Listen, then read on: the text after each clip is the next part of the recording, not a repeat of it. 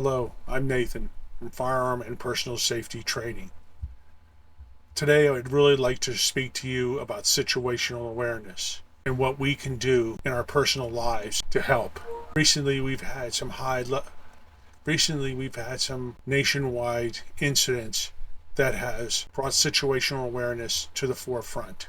In August of 2025, a young rider on a light train was fatally stabbed within seconds. Most passengers around her did not recognize the attacker pre-incident clues and did little to nothing to help her.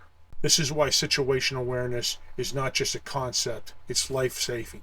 What is situational awareness? It's to perceive, to understand, and try to predict every situation that we're in. If we're going to work, if we're going to school, if we're just going out and planning on going maybe to a restaurant, we need to perceive the different environments we're in. We need to try to understand and think about any situations or incidents that could happen, and then try to predict that and how you can avoid that. It's an ongoing process. It's not static. You may think before the incident happens, or you may think before you go to work and try to predict what could happen and try to plan ahead of time. When we do the same thing over and over again, we develop a bias to that, and we stop recognizing as quickly situations that we should avoid. Common failures. Digital distraction is one of the number one issues that we have with situational awareness. How many times have you seen people walking down the street with their faces in their phone, with earbuds in, just minding their own business, not paying attention to what's going on around them, not what's coming up from behind them, in front of them? How many times have you seen people walk out in front of a car that are on their phones? Transition zones are very important and very dangerous at times. Parking lots, doorways, even if we've been there many, many times before, something could happen during those times. And being aware and noticing what's going on around us, and not being on our phones, not talking to waking up and going to work, we just will miss important things that may happen. The OODA loop, and you decide, and this is an ongoing process. It's not static. You keep your head up when you're in a situation, observe what's going on, orient yourself to recognize what's going on, try to predict, and do. Say, you get on a bus, and when you first step on, and you look around, what is there around you? What doesn't make you feel comfortable? That might even mean standing up at the and not just sitting down and immediately putting your face on and not paying attention to what. The same application happens with ride sharing. If you have to use that, you pay attention to who your driver is going to be. Stop, ask them to get in the car. Look at the license plate and the make of the car and make sure it matches. Have them tell you what their name is. And then make sure that the child safety lock is not engaged. So if you need to get elevated threat levels. If you're in a new place, venue, your threat level should be around your little restaurant, trying to not have your back towards the door, watching the door, and knowing your escape routes out. Maybe a back door, maybe it's the front door. But scanning the environment to or look for threats that makes you think.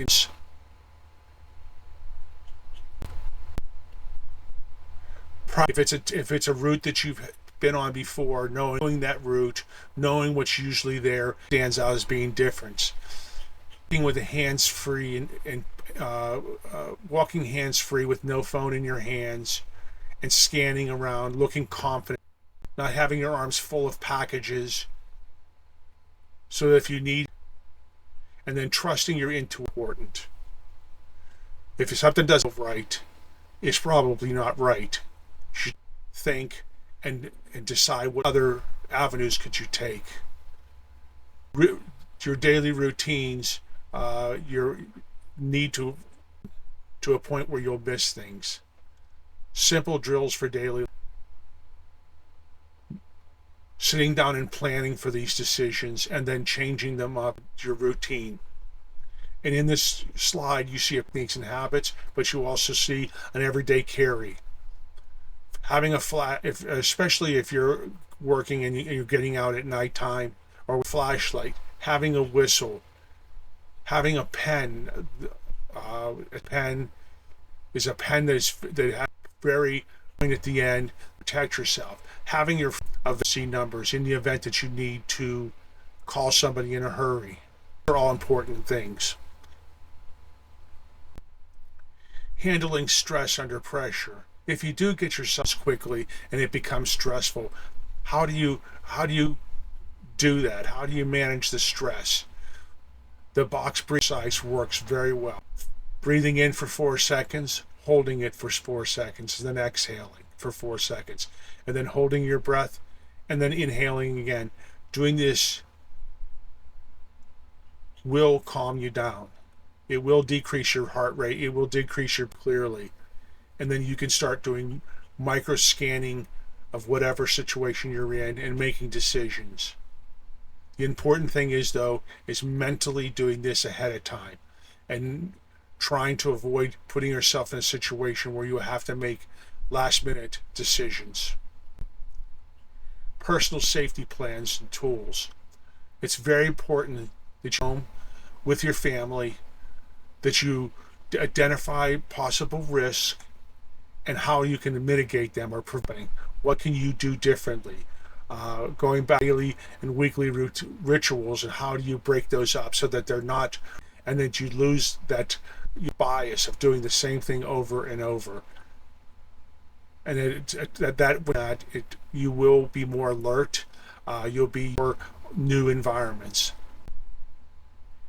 And the importance is involving your family children, not to scare them, not to make them paranoid, but to show them how important it is to plan and work together through these situations, and having them be an important part of it.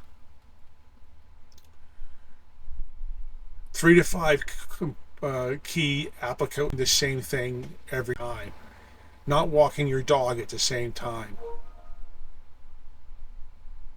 Secondly, when you do go into, if you do have to, when you walk in the environment, look around. And if something doesn't seem right, it probably isn't. Either get off the bus or train, maybe stay standing up, or not letting people behind you, putting people to your back.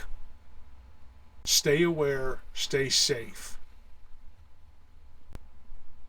You can follow us at additional trainings. You'll find ebooks that will help you with this and help you with situational awareness. We'll be focusing more and more on this with small shorts and long videos, as this remains an important concept that everybody is concerned right now.